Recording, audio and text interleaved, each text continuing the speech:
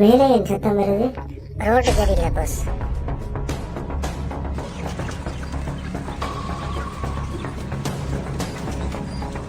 நம்மளோட லேபர்ஸ் வந்து சரியா வேலை பார்க்கணும் இல்லை போல. டெய்லி 2-3 கோழி வந்து குறைஞ்சிதான் போகுது. எனக்கும் விளங்குல பாஸ், எல்லாருமே தம்போடுறானு.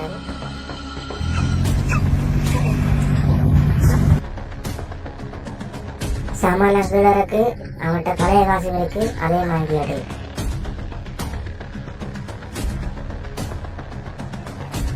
நமக்கு டெய்லி வாழ்க்கை தான். ஒரு நாள் கொண்ட கோழியை எடுத்து நம்ம சாப்பிடத்தான் இருக்கு. பஸ் இன்றைக்கு 2 கோழி குறைஞ்சிட்டு பஸ் இன்றைக்கும் குறைஞ்சிருக்குது. ஒரு நாள் 10 ஆர்டர் போட சொன்னால் 8 தான் கொண்டு தாரீங்க. இந்தாங்க 8க்கும் காசு. பஸ் விளங்குதும் இல்லை, நம்மளோட சாமான் அங்கே போகுது. இன்றைக்கும் 2 கோழியை காணலை. சாமான் இங்கே மிஸ் ஆகுதா இல்லை அங்கே மிஸ் ஆகல, ஒன்றும் விளங்குது இல்லை. பஸ் நாளைக்கு நம்ம வேற ரோட்டெல்லாம் போவோம். சரி அடி. என்ன எவ்வளோ நேரமாயும் கோழி கொண்டு வர வண்டியை காணல. இன்றைக்கு நம்ம புது ரோட்டில் வரோம், பார்ப்போம் இன்றைக்கு கோழி மிஸ் ஆகுதா இல்லையாண்டு. இன்றைக்கு வரமாட்டான் போல. நம்ம அவன்கிட்ட கடைக்கு போய் பார்ப்போம் என்ன நடந்தாங்க.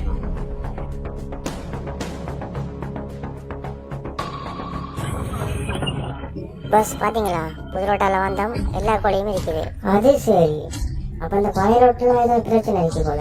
பிரச்சனை ரோட்டில் இல்லை பஸ், அங்கே இருக்க மரத்தில் இருக்கான்னு நினைக்கிறேன்.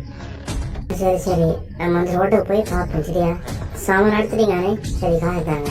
பஸ் காசு கொஞ்சம் குறையுது, இந்த ஆள் கொண்டு வரும், கொஞ்சம் நேரம் வெயிட் பண்ணுங்களேன், நான் வந்து. சரி. ஓஹோ, உனக்கு விளங்கிட்டு ஏதாவது ஒரு கேம் கொண்டு போடத்தான் வேணும்.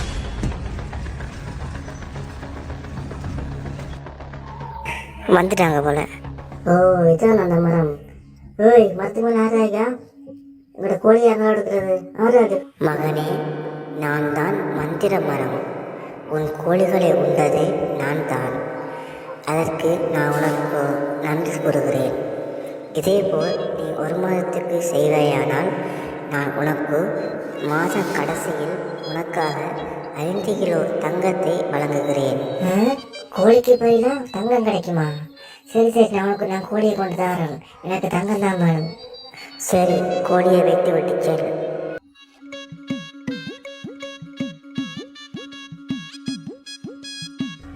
இந்தாங்க 2 கோழி வச்சுட்டேனா, எனக்கு மாதம் முடிய எனக்கு 5 கிலோ தங்கம் வேணும். வா போ.